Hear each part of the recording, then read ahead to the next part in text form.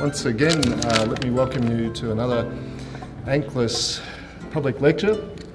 Your Excellency, I recognise the Ambassador of Venezuela, Mr. Nelson Davila, distinguished guests, colleagues, and ladies and gentlemen. Tonight we have the great pleasure of having speak for us Professor Steve Ellner on the subject of post-Chavez Venezuela. I think for many people in Australia, Venezuela wasn't a particularly significant place until the Chavez era, when the politics of the place really stirred passions, even here in faraway Australia. And with Chavez's death, of course, there seemed to be the question of whether there would be a turning point. And I remember the last time Steve was here a couple of years ago, and we were talking about what was going to happen. His assessment was that with Chavez, it was very, very likely that he would win the following election very easily, and without Chavez, that wouldn't necessarily be the case. And of course, the narrowness of the last election victory for Maduro bears that out. So I'm very pleased to welcome Steve Ellner to the Tank, to ANCLIS and to ANU, because he's been here before, as I said, on a very successful speaking tour, talking about Venezuelan politics around the country several years ago, and it was so successful that we invited him back this time, and indeed to teach a course in history for us for our new Bachelor of Latin American Studies degree, a history course about the Spanish conquest and colonization, the early colonial period of Latin America, which has been a very, very successful course. He has had an extremely distinguished career, I think 38 years, is it, living in Venezuela or thereabouts? Something like that. And most of that time, since 1977, at Universidad de Oriente in Puerto La Cruz in Venezuela. But he's been a visiting professor, and I won't read out all of the universities that he's been at various times, but certainly very important universities, and particularly for Latin American studies such as Georgetown and Duke and so on. He has published very widely, particularly on Venezuelan politics, but also on the labour movement in general in Latin America. And the publications continue to come out because next year Rowan and Littlefield will be releasing his Latin America's Radical Left, Challenges and Complexities of Political Power in the 21st Century. He is a very important, perhaps internationally, one of the most important commentators on Venezuelan politics and one of the best known in academia. It gives me great pleasure to welcome Steve Ellner.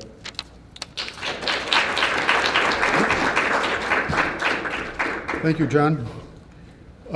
When I was here 2 years ago, I posed the question, how can we explain the fact that Chavez has retained power for such an extended period of time? And by then, in 2011, when I was here, it was 11 to 12 years, and that seemed like a long time. Now it's going on actually 15 years that the Chavistas have been in power. So the question really is, how can we explain that this uncommon phenomenon that in a democratic setting, with elections, constant elections, more elections during these 14 years than ever before in Venezuelan history, going back to the beginning of the democratic period in 1958. Prior to that, Venezuela practically didn't have any democratic experiences. How can we explain that Chavez and the Chavistas have retained power and won almost all the elections during that period? 15, 16 elections have taken place. And that is indeed uncommon. Not so much here in the case of Australia with Robert Menzies, 18 years in power. That must really be a record for democracy worldwide. But if you consider, for instance, the United States, over 200 years of elections, and really the only president who has retained power for more than 2 periods was Franklin Delano Roosevelt. Now there are term limits for presidents, but at the time there wasn't, and for 200 years, or at least 150 years, presidents could be reelected indefinitely during their lifetime, and yet Roosevelt was the only case of a president who retained power for about 12, 13 years. So that's really the key question that I'd like to pose, that I posed back 2 years ago, and I think is even more relevant today. How do we explain the continuance in power of the Chavistas? And what is the situation today with Maduro? Does it look like Chavez's success during the 12 years that he was president, or 13 years that he was president, whether Maduro has learned from those experiences, whether he will apply that strategy that was so successful, politically speaking, under Chavez, or what is in store for Venezuela with the new president? One explanation, which I think is a partial explanation, but certainly not the major one, but one explanation that we have to look at is the opposition. We can say that the success of Chavez is really a commentary on the lack of success, the failure of the opposition in Venezuela. And I think that one evidence of that is the fact that when Chavez won the elections the first time in 1998, the other candidates that received a high percentage of the votes were also anti-establishment candidates. As a matter of fact, if you analyze the 1998 elections, you see that the candidate who was most anti-establishment and most critical of political parties was Chavez. Naturally, he had led an attempted coup in 1992, so it was evident that he was anti-establishment and a critic, and his discourse was very anti-party, not only anti-establishment. But the other candidate that came in second place with about 38% of the vote, I believe, Enrique Salas Romer, was also anti-party. His discourse, at least, was anti-party. He had broken with COPEI, which was the second major party in Venezuela, historically speaking, the first one being Democratic Action, Acción Democrática, AD. So he also had anti-party credentials, and he came in second place. The other major candidate was the mayor of one of the municipalities of Caracas, Irene Saiz, who was the lead candidate, was the front runner at the beginning of the campaign. And as soon as she accepted the support, as soon as she received the support and accepted the support of COPEI, her popularity nosedived. So that in itself tells us something about the political sentiment of the Venezuelan people at the time. And the candidate that came in last place, Alfaro Ucero, was an establishment. He was the Secretary General of AD. So of all the candidates, he was the most connected in people's minds with the establishment, and he received less than 1% of the vote. Of course, his party ended up supporting Salas Romer at the end there, but I think the point to be made here is that those elections demonstrated an anti-establishment and an anti-party sentiment. So that I think that is one of the explanations for the success of the Chavistas going back to the very beginning of the first presidential election. Now, I can also say, just on the basis of my own personal impressions living in Venezuela, that the anti-party sentiment is so strong that I find many Venezuelans who are anti-Chavez and wouldn't think of voting for the Chavistas, who are solidly pro-opposition, saying, I am opposition and I'll vote for whoever the opposition puts up as candidate, but I don't want to have anything to do with AD and COPEI. And that's a very widespread sentiment. And that sentiment, as a matter of fact, explains why the main party today and the main leader of the opposition today is a party that is new, that can say that they have nothing to do with Venezuelan politics prior to 1998 because it's a new party. It was founded right around the time of those elections. And the candidate is a young, their candidate for president and their main leader and the main leader of the opposition, Enrique Capriles, can say, and in fact does say, and does emphasize, that he's not to blame for the political mess and the economic and social mess that Venezuela was in 1998 because he's young and he was not involved in politics at the time. So that is one of his appeals, is that he's a young candidate. And he, in the last elections, he was the candidate against Chavez in the elections that took place in October of 2012. And then he ran, after Chavez died, he ran against Maduro in the elections that took place in April of 2013. And his appeal, his pitch, was that he rejects the old way of doing politics. And that he, in order to distance himself from AD and Copé, he said that he accepts the positive policies of Chavez.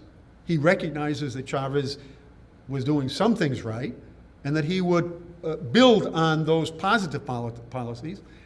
And in that way, he was able to say, oh, and the other thing is, by saying that, in the elections in October, not the ones in April, but the elections against Chavez, the presidential elections in October, he said that he's above the aggressive tone of political discourse in order to distance himself from both Chavez and the opposition. In other words, he said that he's above that, and that if he was elected president, he would implement moderate policies, that he wasn't right-wing, that he was somewhat of a leftist, and he tried to build on that idea that he was somewhat to the left of the political spectrum, somewhat on the left, and that his inspiration was Lula of Brazil. Now, Lula, as I'm sure most, if not all of you know, is a center leftist or a moderate leftist. And so by identifying himself with Lula, basically he was saying that he was going to propose something new. And being young, and given the fact that his party was young, the idea was, the image that he tried to create was, we're going to do things differently in terms of what Chavez has done over the last 12 or 13 years, and different from what was done prior to 1998. Now, there's a contradiction with regard to that statement, with regard to that argument. And that is that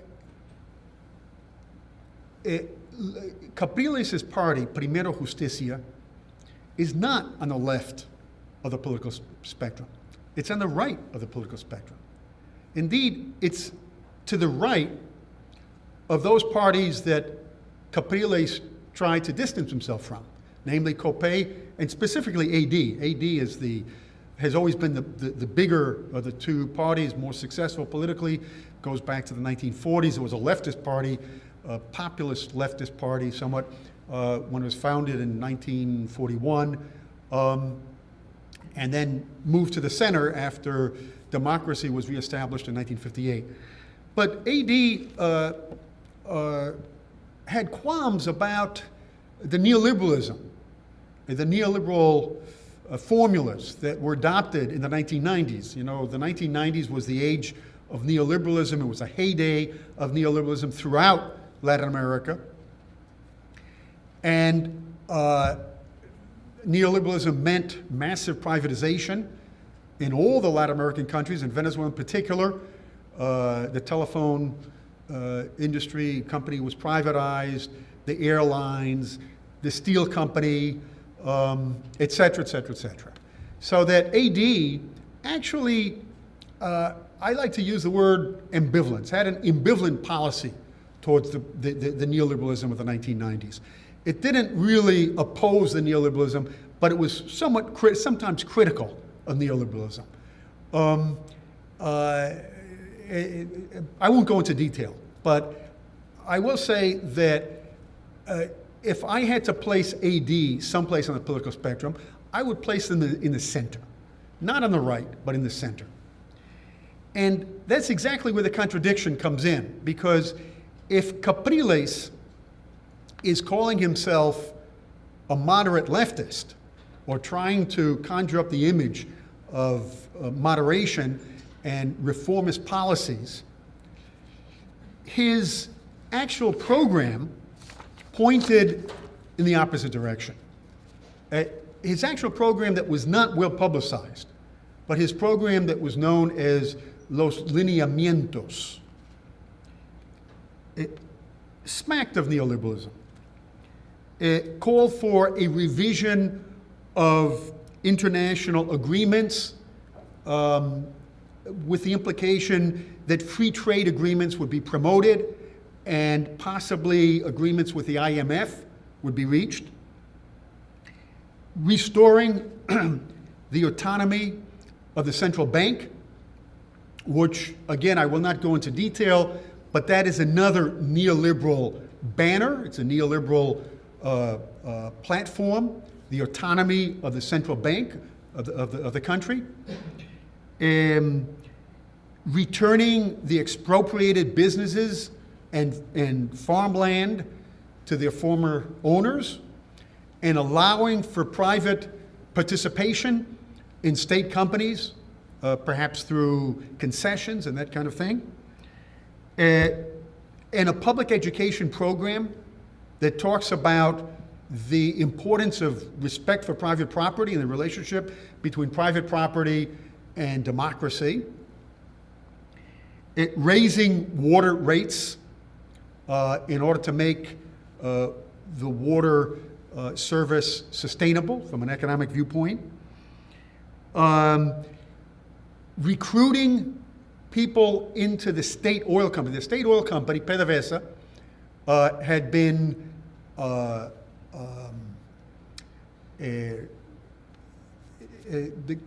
there was a general strike back in 2002, 2003, and as a result of that general strike, which the aim was to overthrow the government, that was their fundamental objective. They paralyzed the economy for about 2 months.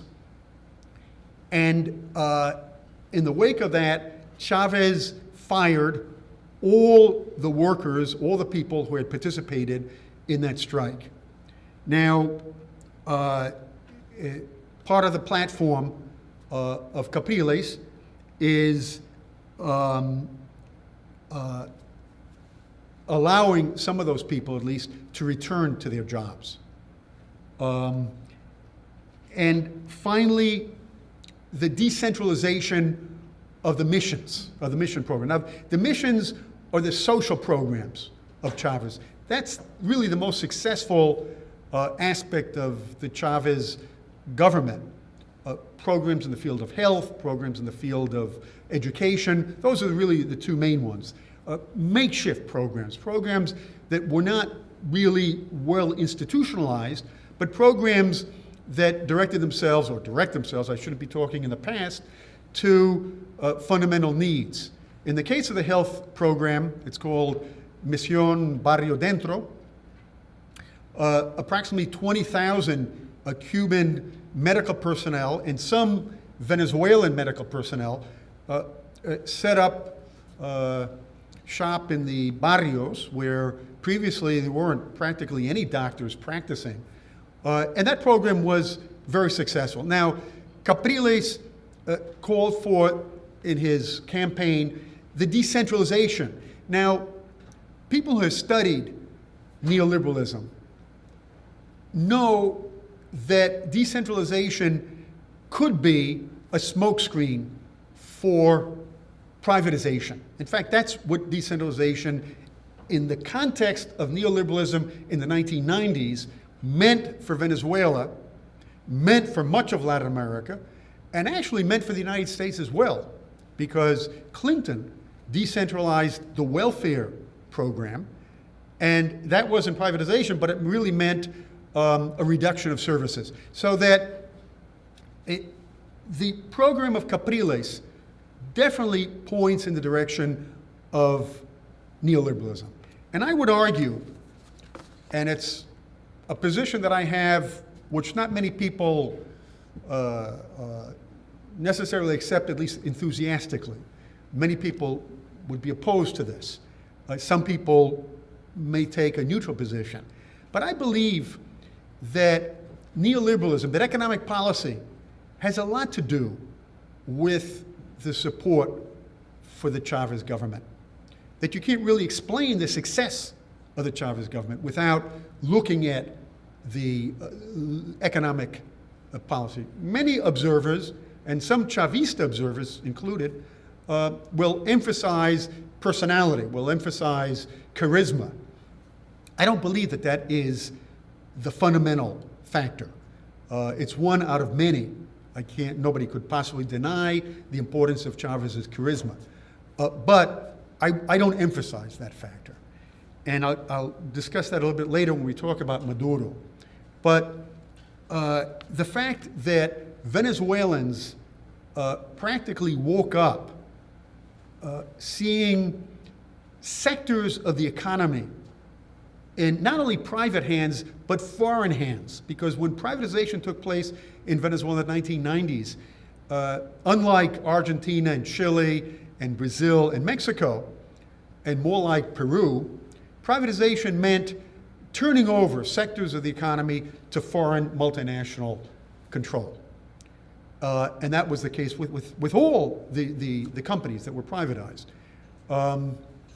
Maybe a few exceptions, a few minor exceptions, but all the big ones at least went to foreign hands. So that the possibility of privatizing again with this neoliberal platform on the part of the opposition, I think that that is an important factor that explains the success of the Chavistas, and it explains the failure of the opposition. And it also explains differences within the opposition.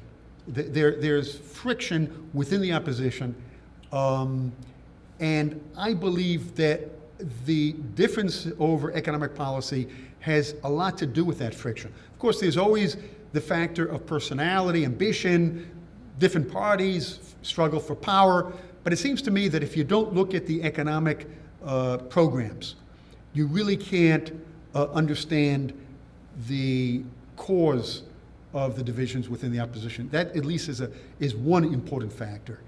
Not to say that the other parties within the opposition, or at least the important ones like AD, favors anti-neoliberalism. I mentioned before that their position is somewhat ambivalent on the issue. But ambivalent is quite different from supporting wholeheartedly a neoliberal program. That being said, to explain the success of the Chavistas and to explain the situation today with elections coming up, municipal elections coming up in December, to explain it on the basis of an analysis of the opposition is negative. And I certainly don't believe that that is the whole story. It's not even half of it. But it's an important element. But I argue that there are two fundamental factors that explain the political success of Chavismo. And in order to understand the situation today in post-Chavez Venezuela, we have to understand those two factors because the basic question is, are these two factors still relevant? If they're not, then obviously the Chavistas and the Chavista movement are in for trouble. One factor is that Chavez succeeded in giving the popular sectors of the population, and specifically the non-incorporated sectors of the population, by referring to the non-incorporated sectors of the population, I'm excluding, to a certain extent, what the Marxists call the proletariat. In other words, the industrial working class. And I'm saying that the street vendors, the people who work for companies that are not legally registered, as well as people who work in the formal economy, but for very, very small firms of, maybe 4 or 5 employees. Those are the unincorporated sectors, plus the agricultural workforce to a great extent. Chavez's appeal to those sectors and the attempt to incorporate those sectors in the cultural life of the country, the social life of the country, the economic life of the country, that goes a long way in explaining the political success of Chavez. It's undeniable that the budgetary priorities of the Chavez government favored the social programs that were oriented around these unincorporated sectors of the population. The United Nations studies recognize that a very big proportion of the budget was assigned to these social programs. But money is not really what it's about. And when we use the term empowerment, certainly the social programs have something to do with that. But economicism, which is a term that's used to refer to just the amount of money that is spent on something, is not really the complete story. Programs that involve the participation of people at the grassroots level, I think, was fundamental. And the flagship program in that regard is the Community Council program, which was set up in 2006 by the law of the community councils. It was modified by a second law called the Organic Law of Community Councils. And as a result, you have today about the official statistic is 31,000 community councils, consisting of between 200 and 400 families in given areas. And those community councils, well, there had always been, or at least going back to the 80s, there had been community organizations that the government promoted. They were called back then associations of neighborhoods, Asociación de Vecinos, neighbors associations. But the ones that were established in 2006 received funding from the state. That was quite different from back in the 1980s. Funding in order to carry out specific projects. And the way they worked was the community councils would call a meeting, and again, I'm talking in the past tense, but I should be talking in the present tense, because as I said before, there are 31,000 community councils. They call a meeting and they decide on a priority project. And the priority project then goes into a designing phase in which they design the project, they submit a proposal for financing from the municipal government, more common the state government or the central government. Their Ministry of Popular Participation funds these programs in the communities. And often the money goes directly to the community council. Sometimes they go to a firm, and that firm carries out the project, but the community council monitors the work of the company, the contracted company. In other cases, and what I found in my interviews, is that the promoters, that's the term that's used, the promotores, that are sent by the ministry or by the state government, encourages the community councils to propose carrying out the project themselves. because the argument is that if they carry out the project, they've got a vested interest. They're going to make sure that the project is going to be carried out effectively. So that, I won't go into more detail about this, but I will just say that this, in my mind, is an example of empowerment. People feel that they not only are able to form an opinion, but that their opinion is going to count. Their opinion, their attitude, their participation is going to mean something. So I think that that is one major fundamental explanation for the success of the Chavistas. That idea of empowerment was incorporated into the new constitution that was drafted and for the first time in Venezuelan history ratified in a national referendum on December 15th of 1999. And that constitution emphasizes participation, participatory democracy, and similar terms that imply the participation of the people in the decision-making process.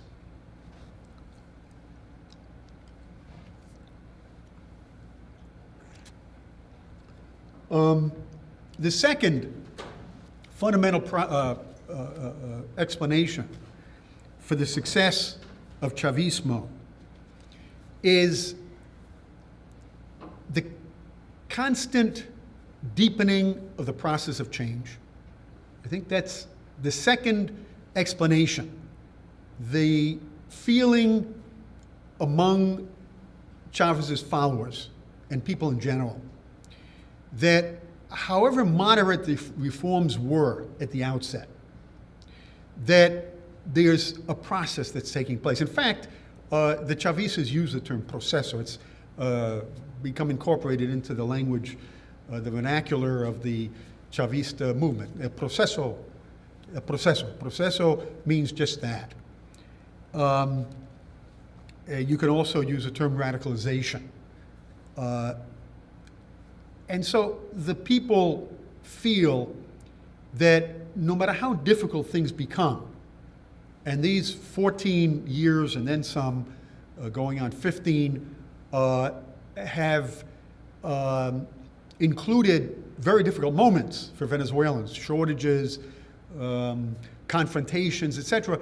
But the feeling in the rank and file of the Chavista movement is no matter how difficult things are now, things are going to change, and presumably are going to improve.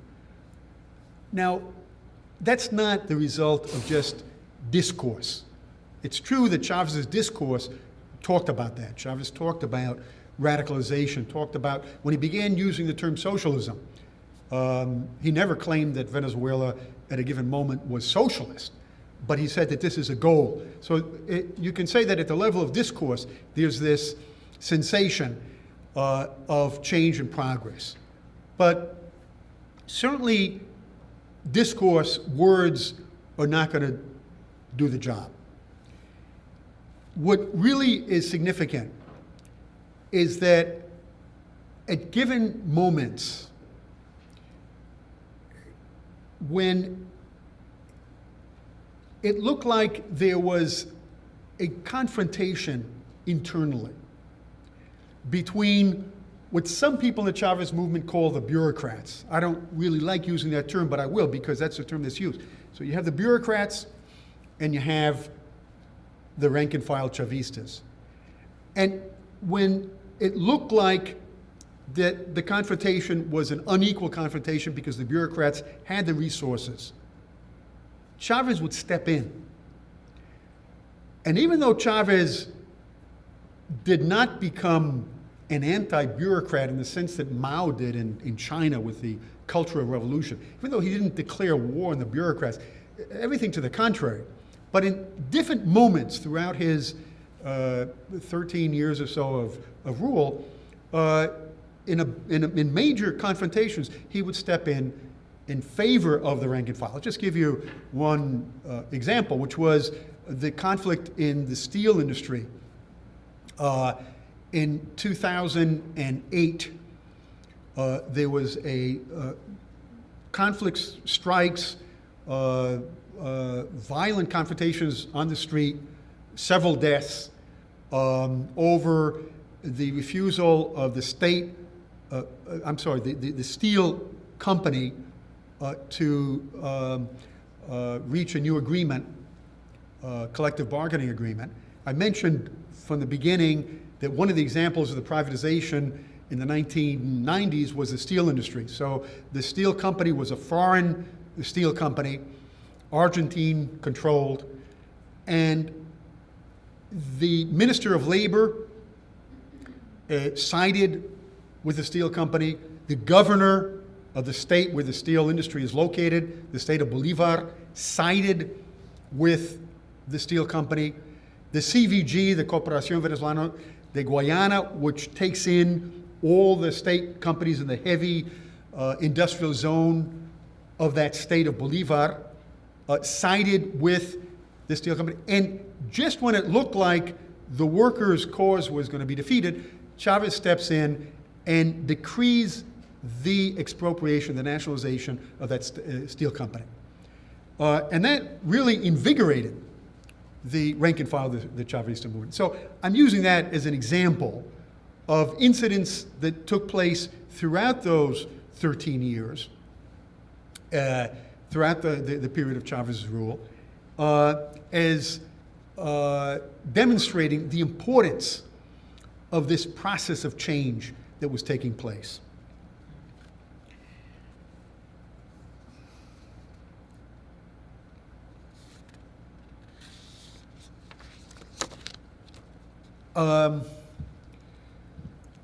Okay, just a few comments about these two factors that I just mentioned. The emphasis on the social programs has not been free of political discussion, political debate, even within the Chavista movement. Because although nobody is opposed to programs that favor the poor, there is the feeling that some of these programs involve handouts to the poor. Because in some cases, products are heavily subsidized. You have, for instance, notebooks and textbooks for students in the public, in the grade school system. Computers that are free, that are given to the students. Housing that is heavily subsidized. And especially for people who are the victims of hurricanes. In some cases, they get free housing. And in the case of electrical appliances, they're able to purchase those appliances free of interest, of having to pay interest. In an inflationary country like Venezuela, that's really somewhat of a giveaway. So that within the Chavista movement, there is debate and there is some discontent over that preference to those sectors of the population. And I refer to that. I can also go into more detail, but I won't because of the time factor. But I will say that the Chavista movement is divided, and that's just one example of the internal divisions within the Chavez movement. And I argue that you can talk about three main currents within the Chavista movement. The unincorporated sectors of the population that I mentioned before, the working class that I mentioned before when I used the term proletariat, the working class that is represented by organized labor, by unions, is a second sector of the population. And the middle class, the middle sectors, which even though the middle class as a whole is vehemently opposed to Chavez, nevertheless, within the Chavez movement, there's considerable representation, and especially the activists, the leaders. So you have three different sectors. And those three different sectors have different outlooks, different visions. And what I just referred to with regard to these heavily subsidized programs that in some cases means free products, free services for the poor. That's one example of two different mindsets. A mindset on the part of the poor, which is that is legitimate because these subsidies and these free products are part of humanitarian socialism. And that's a term that's used in Venezuela. Humanitarian. Socialism is humanitarian, is humanistic. That's a term that Chavez used over and over again. So the poor people and their political representatives, the spokespeople for the poor, will say that's an example of humanism, and that's what socialism is all about. On the other hand, the middle class, the middle sectors, would say we have to make the system work. The system has to be viable. And so there's even technocratic implications with regard to the discourse of those people. So there were different mindsets. And even though the slogans that Chavez used appealed to all of those sectors, nevertheless they were interpreted differently.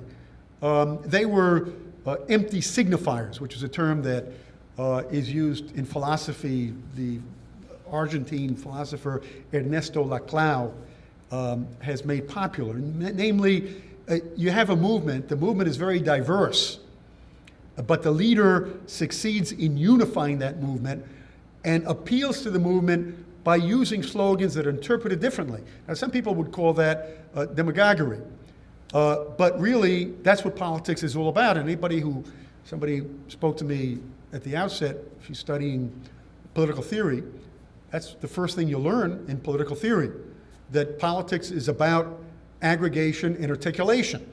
So the leader aggregates, brings together different interests and forms alliances, basically, or coalitions. And that's really what the Chavista movement is all about. But there are these differences, and that causes internal tensions. I'll just give you one other example, and that is, I mentioned organized labor. The promoters of the Ministry of Popular Participation who go into the barrios and work with the community councils, they try to convince the community councils that they should not only apply for the money directly, so that the money goes directly to the community council and not to a company, a construction company that will do the job, but that the workers should be members of that community. In other words, the work should be carried out by the community itself, and the workers should be members of the community, and they receive a salary, although the word salary is not used. The term is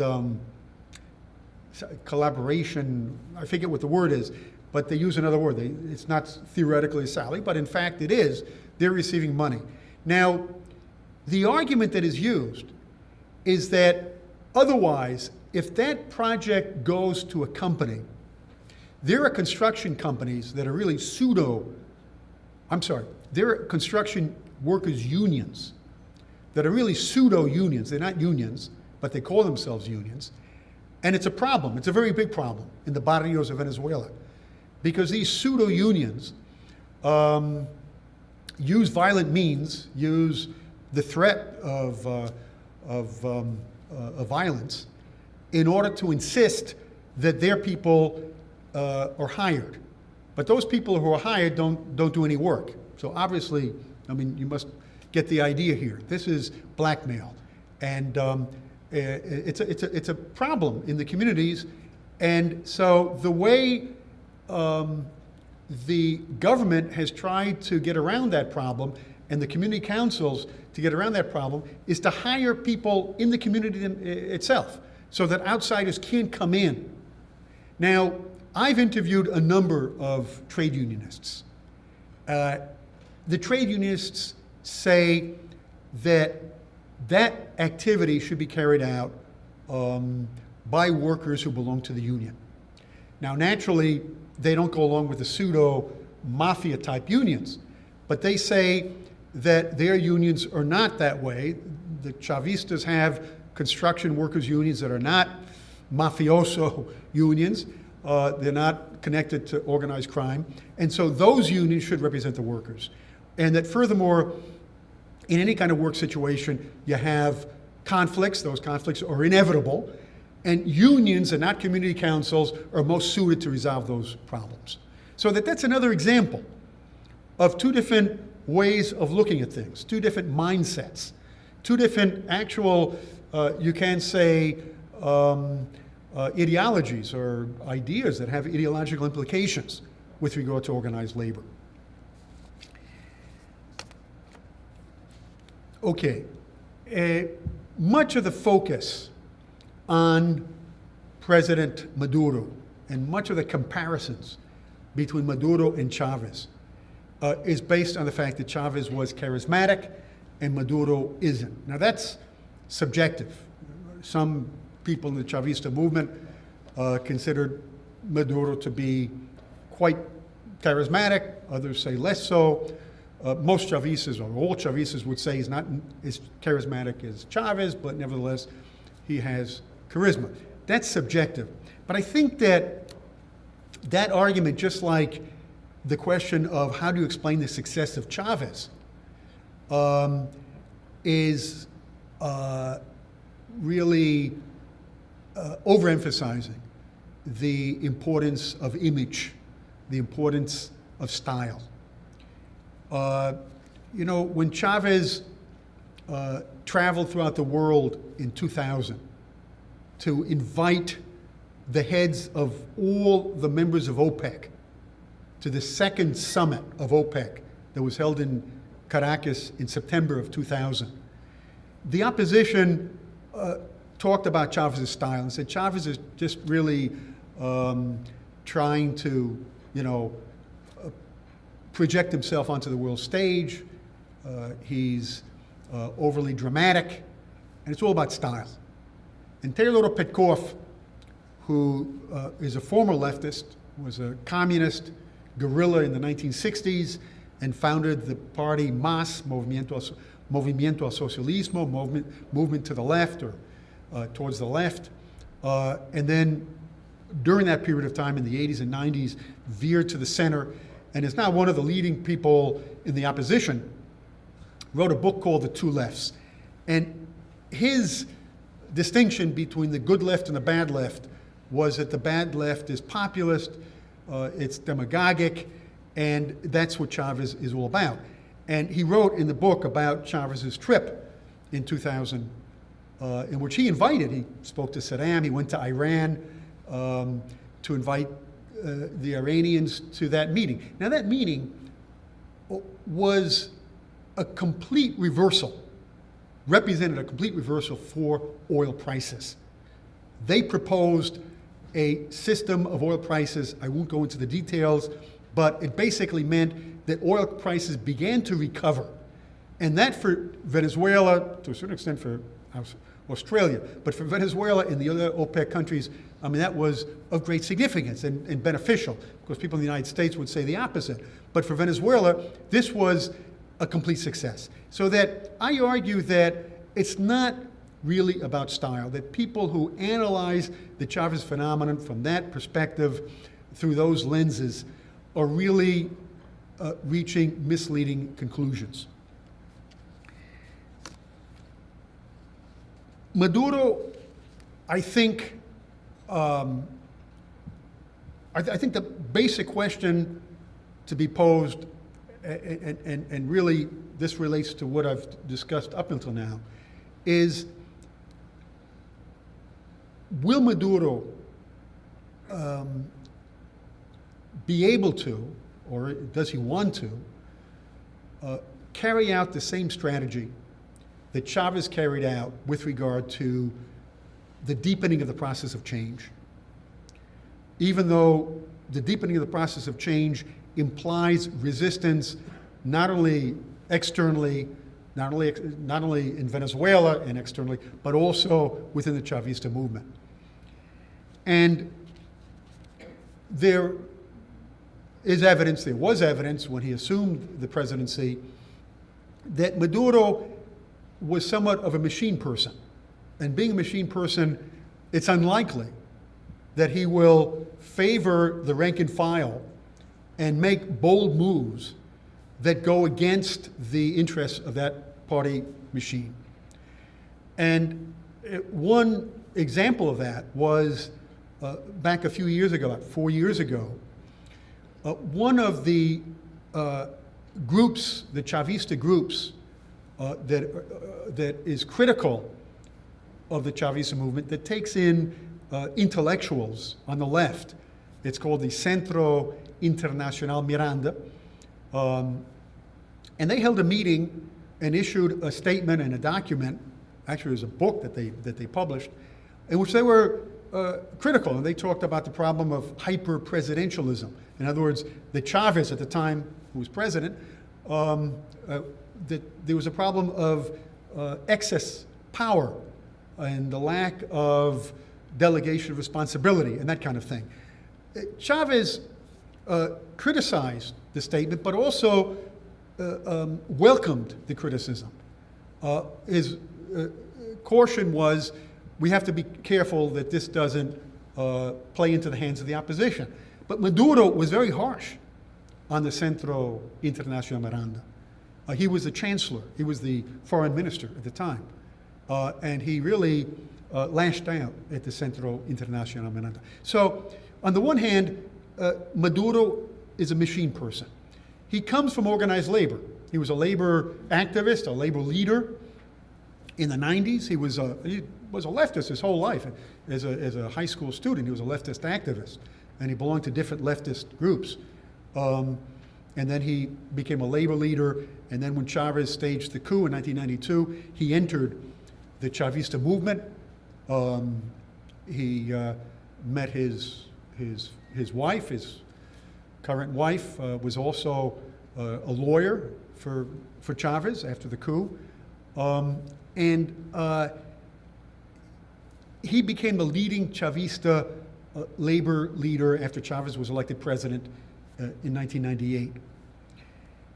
The labor movement is very heavily divided, and there's a current that emphasizes political objectives and the importance of supporting the government and supporting the political goals of the Chavista movement. And there's a more radical current within the Chavista labor movement that is grouped in another confederation. There are two confederations. And this confederation is called UNITE, and they emphasize the importance of worker participation and worker control, especially of state companies. Well, specifically state companies. And this has created great tension within the Chavista labor movement and within the Chavista movement as a whole and in the country as a whole.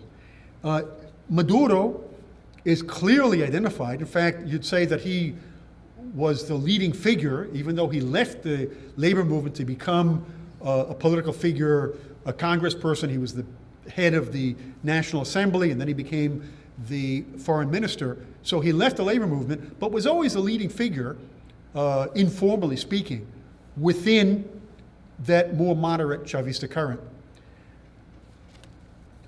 Nevertheless, I think that a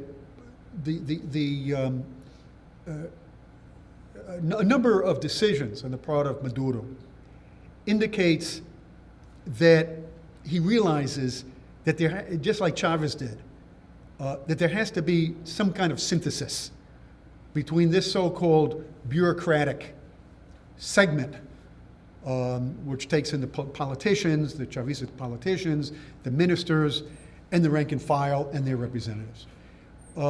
Chavez used the term at one point. In fact, I saw him speak once in public in the city of Cumaná. I went there with my wife, but this was way back in about 2003, or perhaps 2004. He used the term revolution within the revolution. And that implies basically what Mao Zedong did with the Cultural Revolution, an all-out war on the bureaucracy. Well, Chavez realized that that is not in the cards, that is not feasible. And he ceased using that term. Nevertheless, Maduro, I just saw a reference to this recently, Maduro used the term just recently, revolution. He used the term, he appointed the head of the Consumer agency in the Pabis. Samans, Eduardo Samans, who is a Chavista maverick. He was kind of forced out of the government a while back. And Maduro appointed him to head Indepabis. And when he announced that, he said, Samans is going to make, that's a term that he used in Spanish, he's going to make the revolution within the revolution. That is an example of the type of thing that Chavez did. He would play to the bureaucracy, he would play to the middle class, but then he'd play to the rank and file. And the appointment of Samans was applauded by the radical faction of the Chavista movement. Also, Maduro's all-out war on corruption, which hasn't been an all-out war on corruption. But there has been a number of people who have been jailed. In fact, over 100 people have been jailed. The opposition really makes fun of that and says, well, this is really a smokescreen for accusing leaders of the opposition of corruption and perhaps throwing them in jail. But the fact of the matter is that a number of those people who were jailed, because the opposition says, well, you don't have leading Chavistas, you don't have leading members of the Chavista movement in jail. Well, it hasn't reached a Watergate-type proportion, and maybe it won't. But the fact of the matter is that one of the persons that was thrown in jail was the ex-president of Ferrominera, the state iron company. Now, this was a Chavista. He was a polemical figure. He was completely identified with the Chavista movement. He was getting attacked by the opposition trade unionists. There was a worker struggle going on. But in any case, he was thrown in jail for accusations on charges of corruption.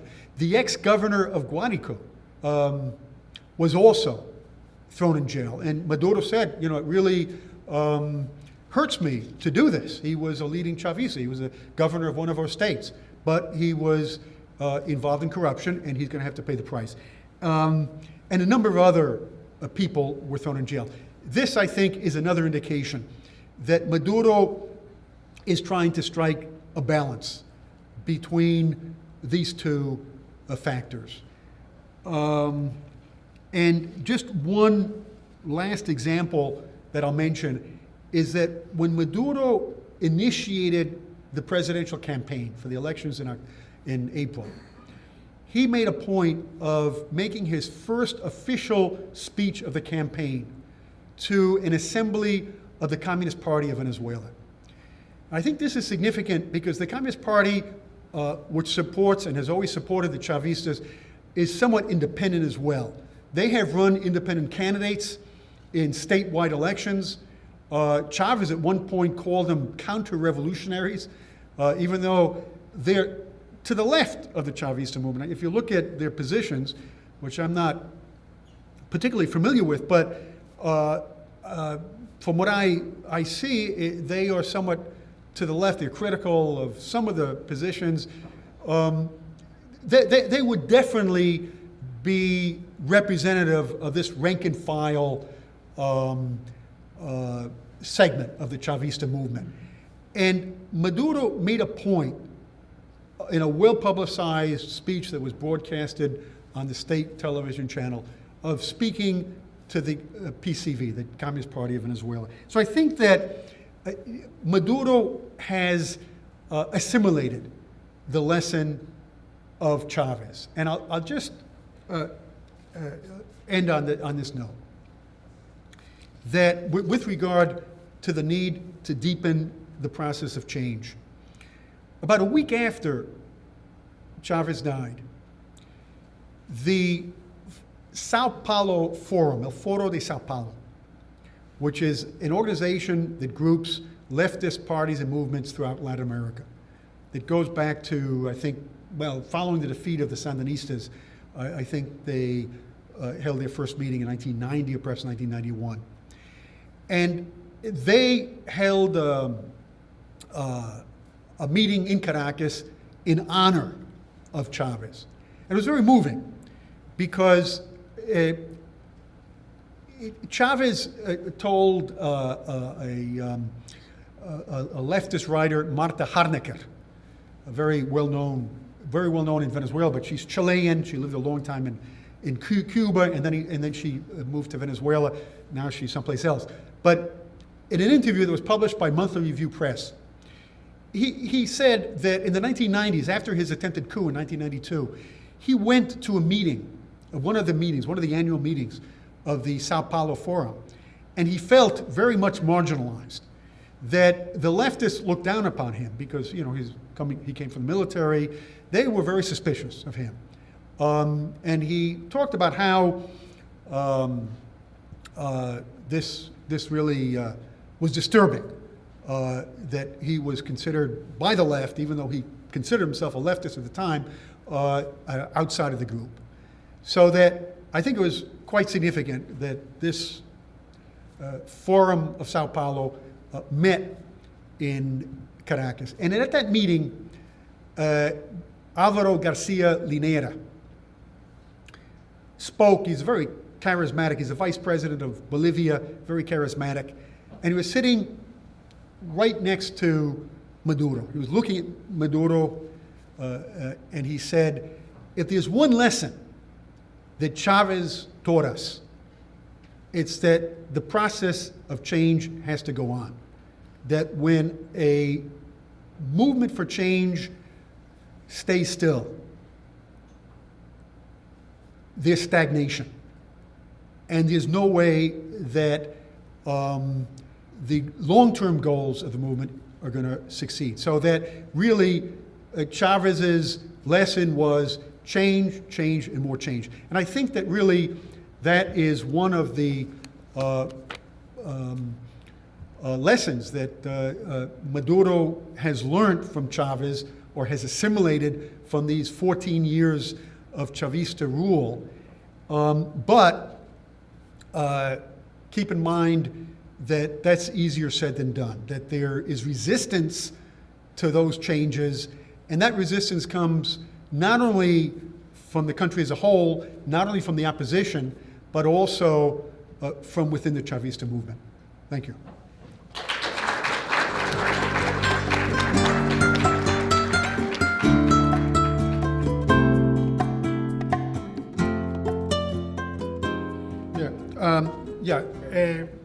I think that that's precisely why I ended by saying that it's one thing to talk about change, it's another thing, given the context of a very difficult situation in terms of resistance to change, but also economic problems. You can't just decree a change if the fundamental blocks there are not in place. And specifically, the problem that Venezuela faces today, the most pressing problem that could influence the outcome of the elections in December, is the problem of shortages. And that's a very complex problem. The Chavistas, and Maduro in particular, blames the opposition for instigating acts of sabotage. I can't really comment on that because I have no idea as to whether that's the case. I wouldn't discard the possibility, and there is evidence, but I'm not really in a position to really sit down and say, well, it's convincing evidence or it isn't. But the fact of the matter is that, yes, there are very, very definite problems. But I would say that now there's a new element which is even more complicated and more challenging for the government with regard to the shortages. And that is that in 2003, the government established a system of exchange controls. Now, exchange controls, which is a complicated system, means that for certain transactions, and most important for imports, but also for tourism, for Venezuelans who leave the country, they get a certain amount, it's called a cupo, of up to $3,000. So that is the official rate. In other words, the official rate to import or to travel abroad up to a certain point. The exchange rate was a little over 4 bolívares to the dollar. The open market rate, I say open market because dollars can be purchased, although theoretically it's not legal, in practice it's so widespread and there aren't any reports of government clamping down on this. The open rate was between 8 and 9. In other words, the ratio was 2 to 1. In December of last year, that rate increased to about 18, and then it reached 20.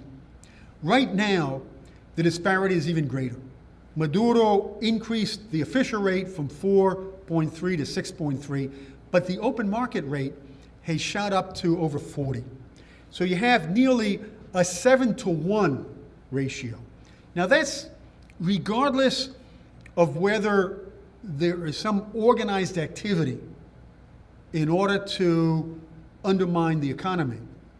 That's really conducive to all kinds of corruption because the temptation is just too great. In other words, well, one thing that happens is people phony up an airplane ticket. They say they're going to go someplace, or they actually buy the ticket, but they don't travel, and they use that money in order to, well, they have dollars, and then they can buy bolívares. They can transfer it to bolívares and make a lot of money out of that. If the limit is $3,000, well, $3,000, they're practically earning. It's practically $3,000 in their pocket, although they pay somebody. It's not a. They don't do it alone. They have to do it with somebody else, and so somebody gets a cut also. But what I'm trying to say is that it's a very difficult situation, and I imagine that Maduro will not deal with that situation between now and December. But after the elections in December, he may well re-examine and change the official exchange rate. But the situation is difficult. I wouldn't compare Venezuela with Cuba. Cuba, firstly, does not have an electoral democracy in the sense that Castro was elected directly by the people. Venezuela, on the other hand, has never had so many elections between 1998 and the present. In Cuba, you don't have other political parties, just the Communist Party. It's a single-party state, just like the Soviet Union was, just like Eastern Europe countries were. In Venezuela, you have a multi-party system. You have a media, which is extremely critical of the government. I mean, you know, the Prime Minister of Australia was complaining about Fox News being so critical of the Labour Party. Rudd was complaining about that, but that's nothing in comparison to the media in Venezuela. So that there's really no basis of comparison between Cuba and Venezuela. When I'm asked questions about the future, I always say I'm an historian, not a political scientist. So I look backwards, not forward, in order to evade having to make predictions. But one thing is evident, is what I said about Venezuela, the fact that the Chavistas have been in power for 14, going on 15 years, and that doesn't have any precedent in Latin America, a leftist government in power for so long through democratic means. What's happening throughout Latin America? The fact that you have radical leftist governments, which you might call radical leftist in Bolivia, in Ecuador, Venezuela, over a period of time of 6 or 7 years in the case of Bolivia and Ecuador, and then central leftist governments elsewhere. The whole political landscape is new. If you look at periods of change, of democratic change in Latin America that come in waves after World War II, or leading up to World War II in Guatemala, in Venezuela, a number of countries, you had progressive governments that reached power, and that lasted a couple of years. After the overthrow of Pérez Jiménez in Venezuela, there were a number of governments in the late 50s, early 60s. There are no comparisons in terms of the amount of time that these governments have been in power and have been reelected. In the case of Brazil, in the case of Argentina, these center leftist governments have been reelected a number of times. And in the case of Bolivia and Ecuador, you didn't have any case in the past of presidents who were actually reelected president. So it's a novel situation. And the other thing that I think is novel and extremely important that distinguishes the current political landscape from situations in the past is that you can make a distinction, as Jorge Castaneda makes, between the two lefts, the moderate left, what I call the moderate left, and the more radical left. In fact, a friend of mine who's a Latin Americanist had lunch with me in Berkeley, California, and he wanted to convince me not to use the word radical left, because the book that is coming out, that Roman and Littlefield is going to publish early next year, is on just that, the radical left in power in those three countries, in Bolivia, Ecuador, and Venezuela. And I use the term radical left, and he said, look, that word radical is not going to go over. Let's try to think of another word. And I made an effort, but I couldn't come up with another word. So we'll have to stick with the word radical. The radical left and the moderate left have worked together. That's quite different from when Castro came to power in '59. And Castro was sending over guerrillas throughout Latin America. And the moderates in Latin America, like Frondizi in Argentina, and in Brazil you had Quadros and then Goulart. There wasn't this unified front. Everything to the contrary. Kennedy, who was president at the time, tried to win over the moderates. And he said, in order to implement sanctions against Cuba, we can't do it on the basis of the support of the dictatorial governments that exist in Latin America. We need the support of the moderates like Frondizi. And they made a great effort. There's a biography of Kennedy by Arthur Schlesinger Jr. that talks about that. There was definitely a great divide between the moderates and, in this case, the communists in Cuba.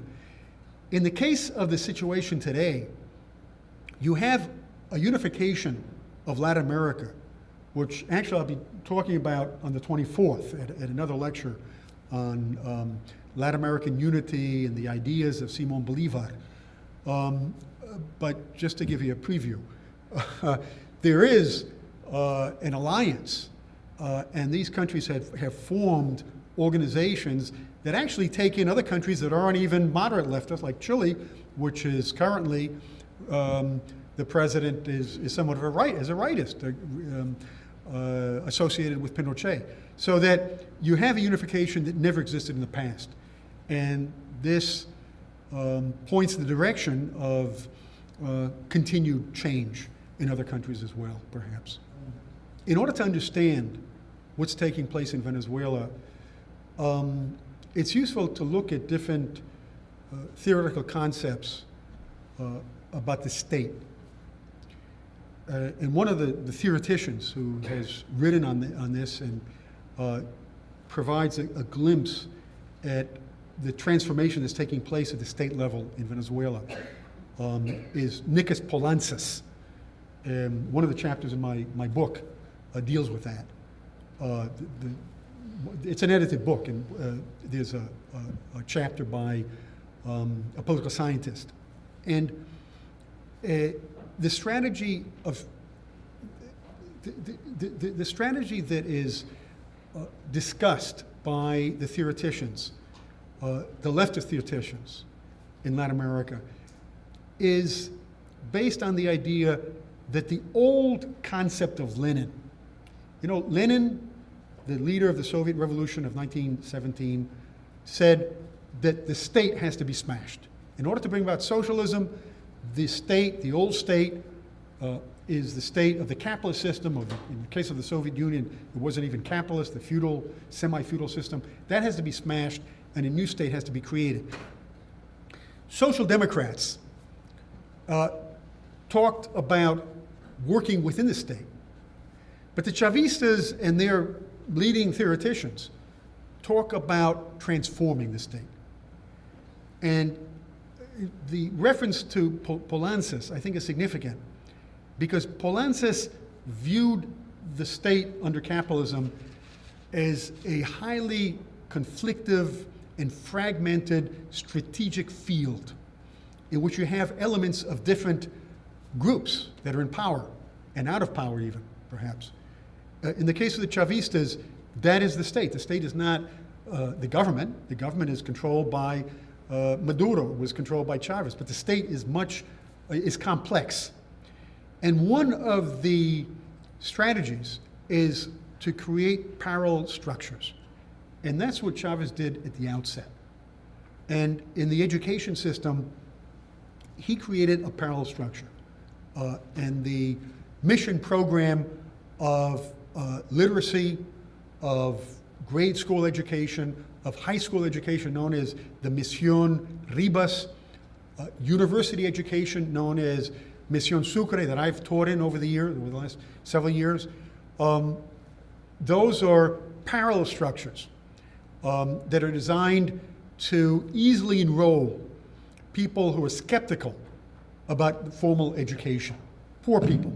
I've taught in this program, and the students are obviously from the poor areas. They're not middle-class students. So that, this is what it's trying to target. Now, why don't they just do this within the existing structure?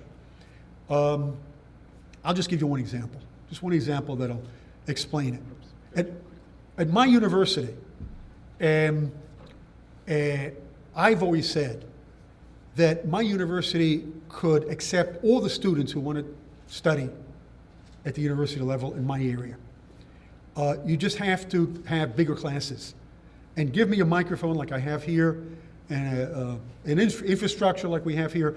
If I have 30 students or if I have 300 students, it's the same thing. I'm not going to have much discussion. But the university structure prohibits that and sets a limit at 40 students or 45 students.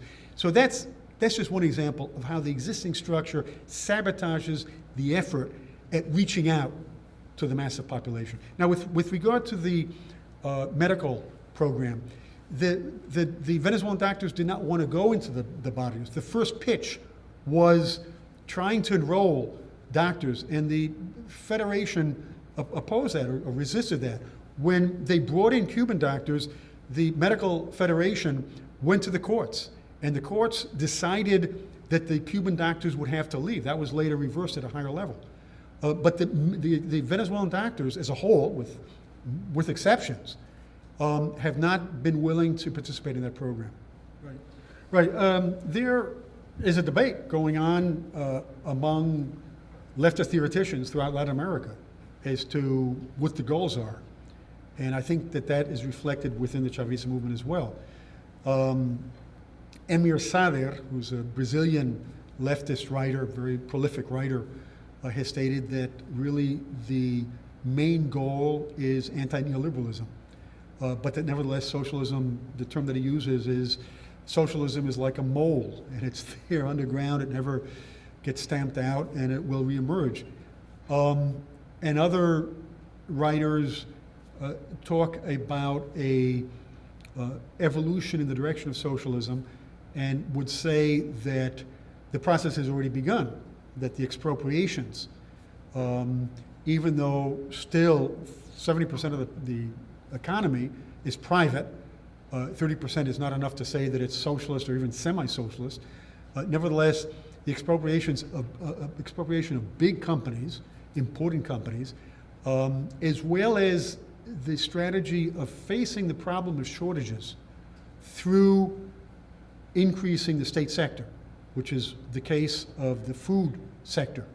The Chavistas attempted to overcome the problem of shortages by expropriating Éxito, which is now Bicentenario. It's a supermarket chain, and coffee companies, milk companies, a number of companies that are cooking oil companies, the Industrias Diana, so that the other current on the left in Latin America would say it's not about neoliberalism only or anti-neoliberalism, that this is a process and it's already begun. And I think that same duality of thinking you find within the Chavista movement as well. Some saying that the goal is anti-neoliberalism, and in order to triumph, the opposition, it's a political battle against the opposition, that's the enemy, that's what neoliberalism is represented by, and that has to be our immediate goal, the struggle against that opposition. So it's a political mindset. And I think the more radical segments within the Chavista movement would say, no, we have to go beyond those anti-neoliberal objectives. Keep in mind that in 1998, when Chavez won the first election, a big chunk of the middle class supported Chavez, voted for Chavez. The statistics, I don't know about the statistics. I've seen different figures, but I can say on the basis of personal observation, my university where I teach is an AD university. It's almost always been AD since it was founded in the late 50s.